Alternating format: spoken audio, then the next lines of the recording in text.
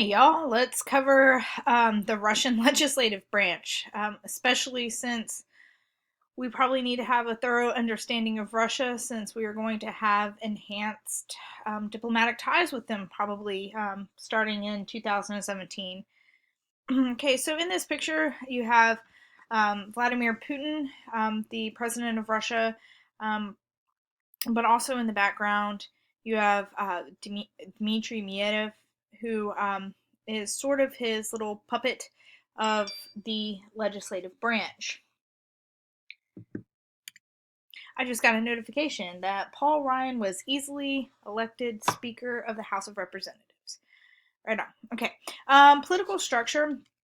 Since the fall of the Soviet Union in 1993, there has been a democratic constitution, but remember that statism is very common in Russia, that the political culture of Russia really does embrace a strong government that kind of takes care of the people, and the people will willingly listen to a government that is providing for them. So there is a strong history of authoritarianism.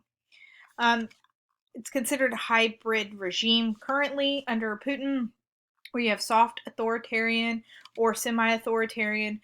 Um, there, there is elections, um, but so if you're talking about soft authoritarianism, it's a system of political control that has a combination of formal and informal mechanisms or political norms that make sure there is a ruling group or dominant party. So in Russia, that dominant party is Putin's party, United Russia. Um, Even though there are competing political parties and there are some expressions of political opposition, we know from the study of political culture and civil society in Russia that it is very limited. A semi authoritarian would refer to the fact that elements of democracy are integrated into an otherwise authoritarian system. Okay, according to the 1993 Constitution, um, Russia has a federal system. Okay, so that means there is a split of power or a sharing of power between a national government and regional governments, like you see in the US, opposite of a unitarian system, which you see in Iran or the UK.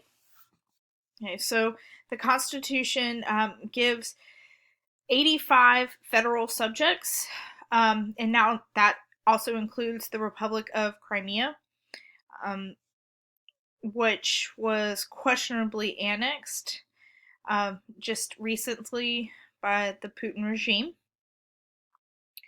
We're going to click on this and I will explain what this map is. So this map shows you the idea of asymmetrical, all right, well, there we go. The idea of asymmetrical federalism.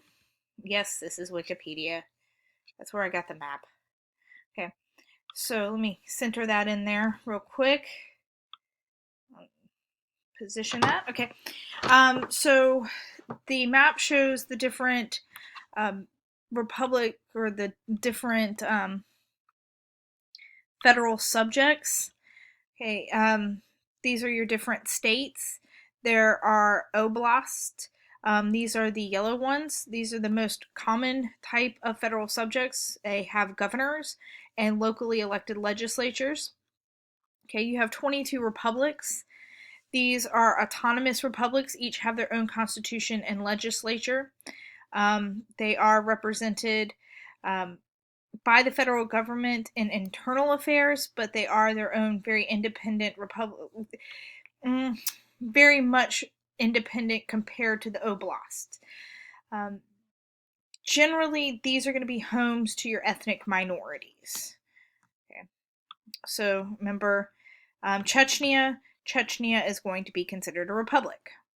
The orange areas are going to be your territories. These are going to be predominantly ethnic minorities as well. You will also find that in your blue areas right here. This is a very unique area in Russia. This is a Jewish oblast, so it is The majority of the people that live there are Jewish. I do believe that the official language of this area is Yiddish. And then you have your independent cities. All right, so that breaks down federalism. Good review, even though we're talking about the legislative branch, is good review for federalism because each one of these people, each one of these areas in Russia are going to play into the Duma. Okay, there we go. So 85 regions and subnational units, including the federal, the newly acquired Republic of Crimea and the federal city of I'm sorry, Sevastopol, which my husband tried to explain to me how to pronounce it, and I just tore it up. So sorry about that. Now, asymmetrical. When we're talking about asymmetrical federalism, remember I explained that that's like if you have brothers or sisters and your parents play favorites. Putin plays favorites with all of his different regions.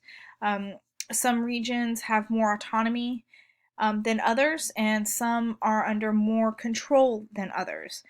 And that is Putin's way of maintaining and dominating places that might need to feel like they have more autonomy so they stay within the fold of the Russian government and don't try to break out and do their own thing and fight for independence.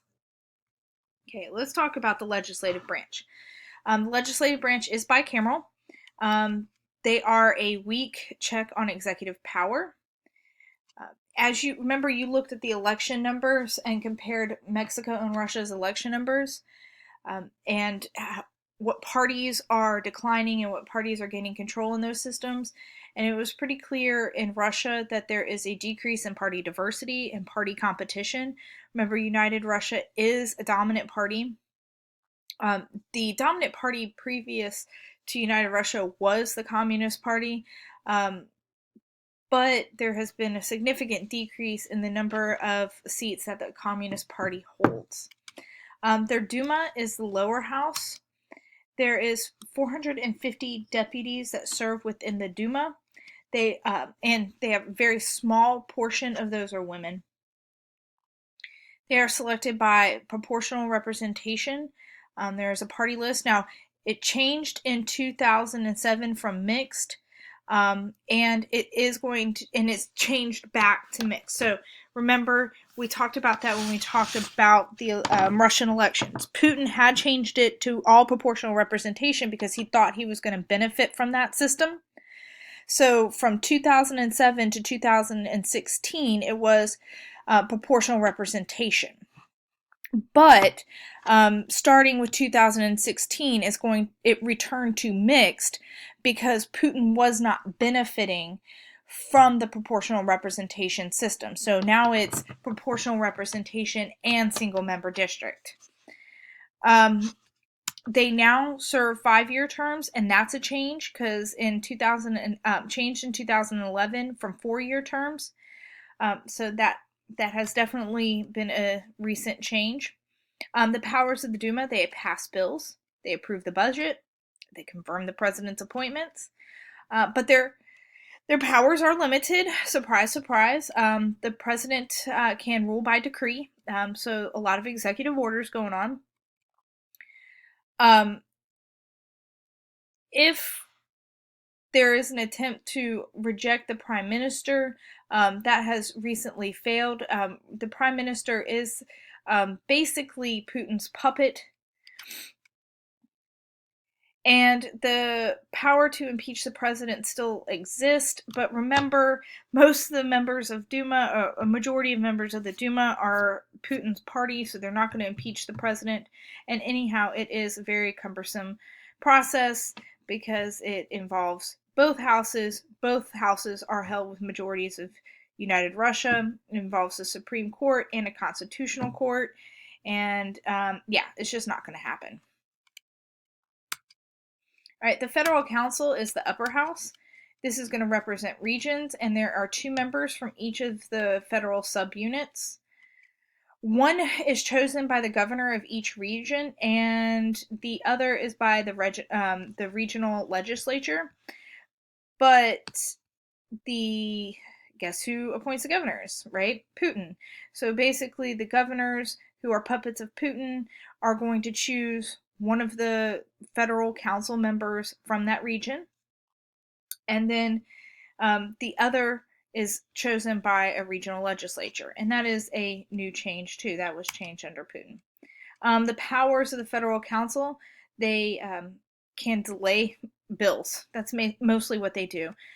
They approve presidential appointees and presidential decrees relating to martial law and states of emergency. So if Putin says, I need to acquire more power because we're in an emergency situation, then the federal or the Federation Council can hand him over that power. And guess what? They will, because they are the same party. They may change the boundaries of the republics. They can ratify the use of armed forces outside of their country, so that's very similar to our system in the US. And they appoint and remove judges. And that is, again, the Russian legislative branch in a nutshell. But the one thing to take away from it is that it's controlled by Putin. So the elections are rigged under a semi-authoritarian regime, and there is a dominant party, and it is the party of Putin. So it is pretty much limited. It's weak in comparison and not really a true substantial check on executive power.